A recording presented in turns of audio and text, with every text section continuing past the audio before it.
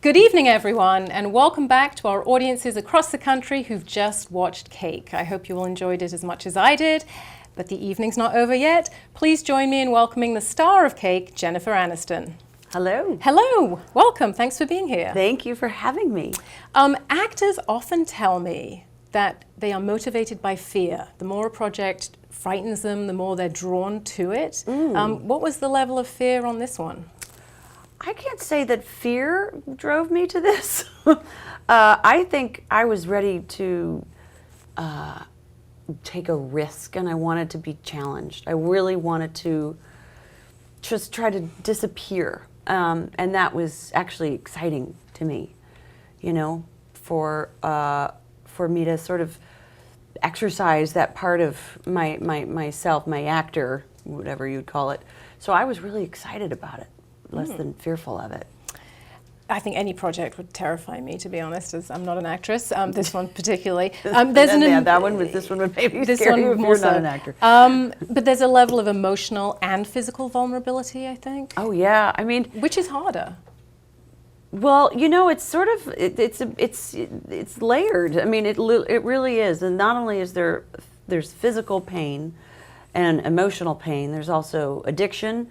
And it was really, I had about 6 weeks of really kind of going deep into just the study of what that would be, what was broken in the body, what was the accident that happened, and then infusing the emotional aspect of it, of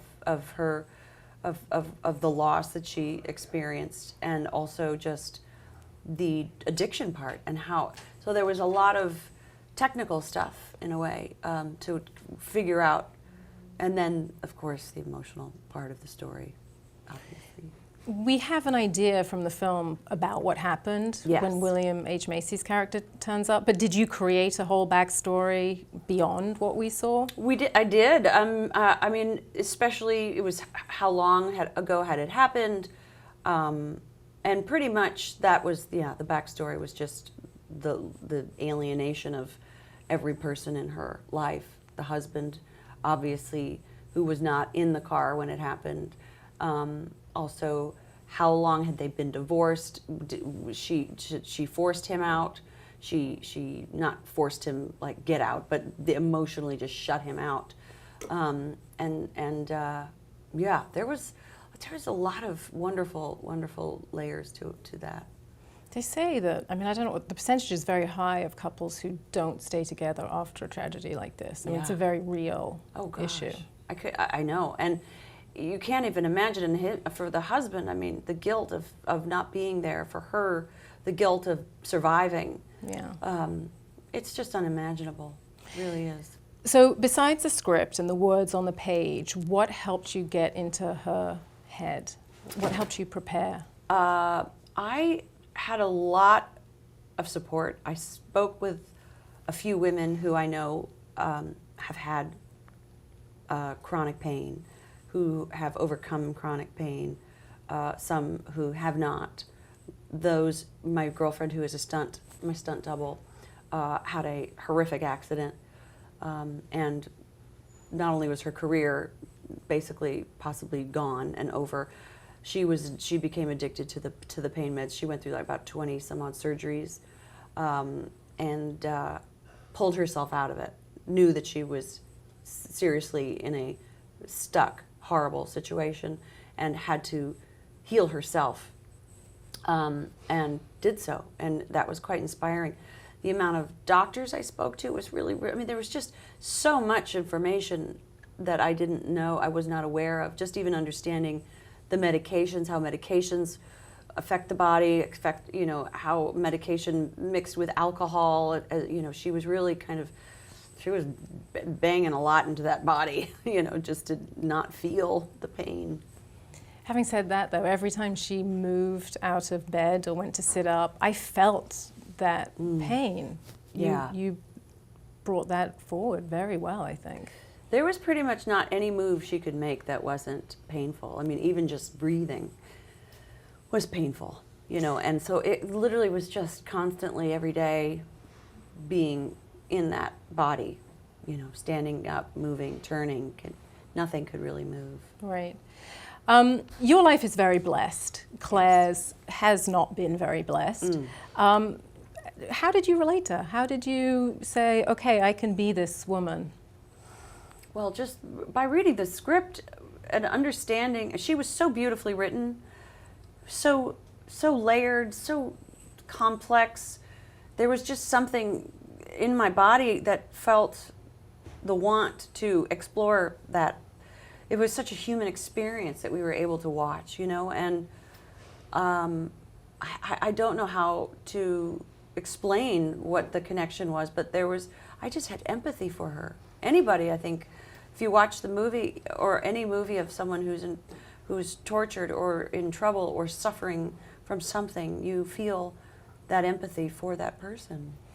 But her sense of humor, I mean, you're known for a sense of humor and for playing comic characters. Did you connect with that? That was something I connected to. I mean, I understood the humor. I understand laughing and making jokes to get through tough times. I mean, it was sort of what turned me into a comedian in a way was just, any kid who goes through a divorce, you can imagine, we can relate to what that feels like. But then there was the creating laughter in a sad home is always was something I was kind of good at.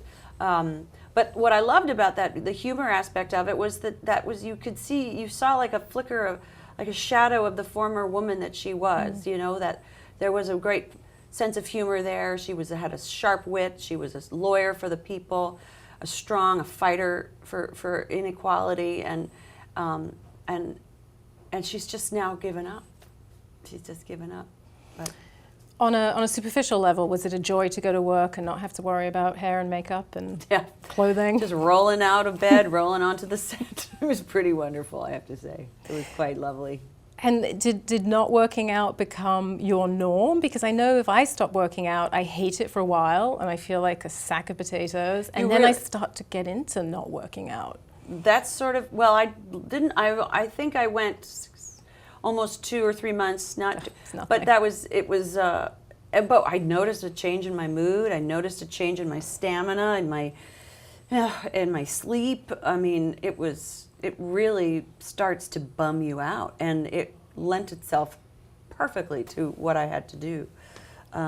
So yeah, but you start to enjoy it at first. You're like, this is great. I don't have to wake up. I do have to wake up, but I don't have to more hours in the day. More hours in the day. Yep. I don't have to think about, I haven't worked out today. I got to squeeze it in. It was a job requirement, so I was thrilled to take that on. Well, since audiences have just watched the film, we're going to take some questions from them. So actually, our first question comes from Twitter. Twitter? Yes. All of Twitter. All of Twitter, collectively asking you, what was it like working with such a great cast? It was an embarrassment of riches, this cast. We were so lucky to get Adriana Barraza, Anna Kendrick, Sam Worthington, Chris Messina, Felicity Huffman, Bill Macy, Mimi Gummer. I mean, and it was really a true testament to the script, because we had no money. People just wanted to be a part of it. We also were able to call in, favors, just saying, would you want to be a part of this film? And we just asked a lot of wonderful fairy godmothers and fathers to be a part of it, and they did. It was amazing. Our next question comes from Peter Travers, who normally would be sitting here. And his question is, which actress, current or otherwise, do you most admire?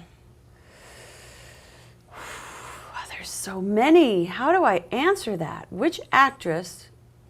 I guess he means dead or alive, current or otherwise. Shirley MacLaine, hands down. I love her. I've loved her entire body of work. I think she's extraordinary. Great. Good answer. She's a friend of ours. Another question from one of our locations. Hi, Jennifer. Steve here from Pickford Film Center from Bellingham, Washington. And my question is, has life in the spotlight gotten any easier as time goes on?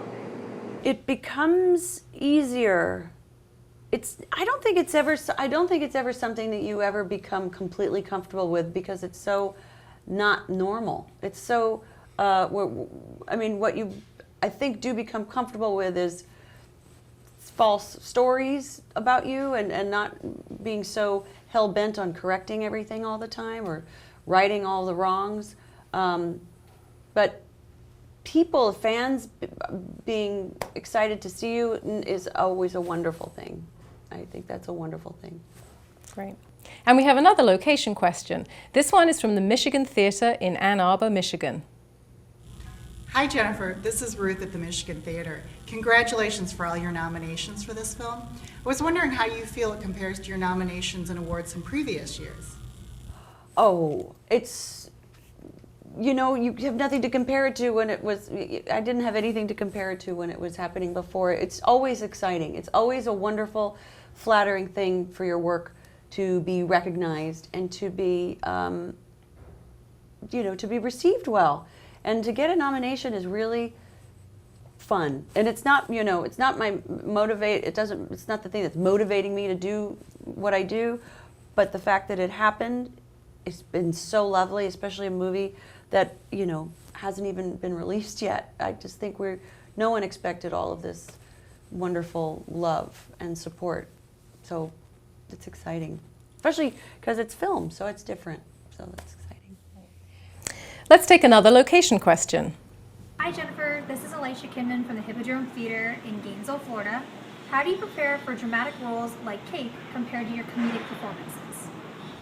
Well, I mean, I think I approach all of the roles pretty much the same, which is doing the homework of who the character is, and, you know, and this one, of course, required way more homework than, say, a comedy, you know, because there's so much going on with the character. There's such layered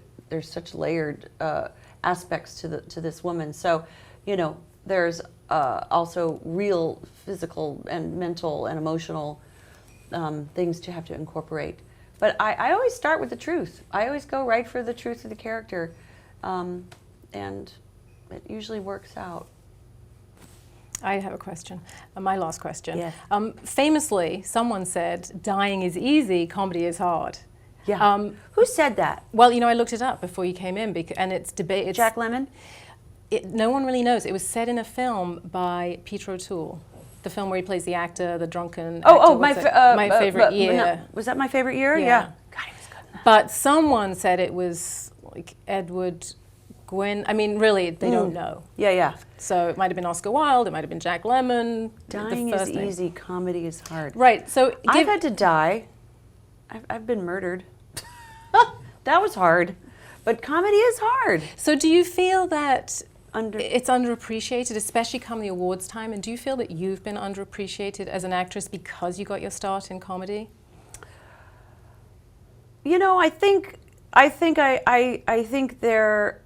like I've been appreciated for my comedy, honestly, but I don't think it warrants a lot of, it hasn't allowed me a lot of range, you know, in terms of different characters to play and different movies and certain directors to work with. But I think people think comedy is easy because it looks easy. It's right. Effortless. You're going to have a good time. It's not like we're not emoting and you know, being tortured or going into the depths of our soul. We're really entertaining people and making them laugh. And I think it appears easy, but it's not that easy. I mean, being on Friends for 10 years and watching actors over the 10 years we had so many incredible guest stars, you know, from Isabella Rossellini to, you know, my God, just Bruce Willis, you know, Sean Penn, Julia Roberts. Oh, she was a pro. She was so good. But they were nervous. They get nervous about timing, about, you know, flubbing a line, about an audience in front of it. So I think it's just I don't know what it is, but I think people must think it's an easy thing because it looks so easy. I think good comedy looks easy. And then bad comedy looks like the most painful thing in the world. Oh, I agree with you. I think anybody would agree with you that bad comedy, there's nothing worse than bad comedy, as we were discussing before this interview. And right, when a comedian dies on a stand-up, they Oh, die it's so on stage. it's agonizing. Yeah. It is agonizing. That's for what's sure. so a miracle about Friends, which we all know is now streaming on Netflix. And you know what? Really young people keep telling me they're watching Friends, and know. it's it's crossing the generations. crossing the generations. Because the It's comic timing on that, you were all just top of your game. It was so Love that fun. show. We have one last question from Yes. our audience members out there. Hi Jennifer, this is Lindsay at the historic North Park Theater in Buffalo, New York. And I was wondering, what do you want audiences to take away from this movie? Oh, I feel I want people to take away compassion, empathy for those suffering with chronic pain, which I think a lot of people have been coming out of after seeing screenings. A lot of people with chronic pain have come up to me, or people who have a family member or know someone who they say, I have so much more compassion now for that, which they didn't have before. And also hope. I want people who are suffering quietly to know that there is hope and there is help out there, and that they don't have to suffer alone. They just need to find the right support They group. need the right support group, and they need to get an attitude shift. No. Tell me there's a great project on your future after this one. There's a couple great Yeah. ideas. I don't know what yet exactly, but there's a couple really exciting things that are percolating and out there. Okay, well, we look forward to seeing them and hopefully doing this again with you for the next one. This is great. Thank you so much for being here. Thank you for having Jennifer me. Anniston. Thank you.